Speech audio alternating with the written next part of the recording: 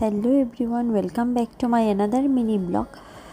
তো অ্যাকচুয়ালি আমি যাচ্ছি শ্বশুরবাড়িতে, আর ট্রেনে আমরা উঠেছিলাম স্যাটারডে রাতে। তো আমি ওই দিন আর আমার ভিডিও করা হয়নি, তাই আমি সানডে মর্নিং তোমাদের সাথে শেয়ার করছি। তো মর্নিংয়ে আমি যাচ্ছি ট্রেন দিয়ে, আর ট্রেনের যে আশপাশের ভিউটা দেখো কি দারুণ, চারদিকে শুধু জল আর জল। তারপর আমরা ট্রেন থেকে নেমে উঠে গেলাম অটোতে। এখন যাচ্ছি বাড়িতে, আর আমি আমার ছেলে মেয়ে একটু দুষ্টুমি করে নিচ্ছি। ঠামের বাড়ি যাচ্ছি, তো ভীষণ এক্সাইটেড ছিলাম। আর অটো দিয়ে যাওয়ার সময় দেখো চারদিকে শুধু জল আর জল। এখানে কয়েকদিন আগে খুব বৃষ্টি হয়েছিল, তাই অনেক জল হয়ে গেছে চারদিকে। প্রায় শুনেছি নাকি রাস্তার মধ্যেও জল হয়ে গিয়েছিলো, কিন্তু এখন জলটা শুকিয়ে গিয়েছে, মানে অনেকটা নিচে নেমে গিয়েছে জল।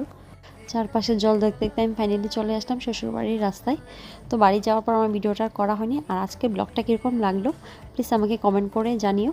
তাহলে চলো আজকের জন্য এখানেই শেষ করছি। Tata, bye bye, and take care.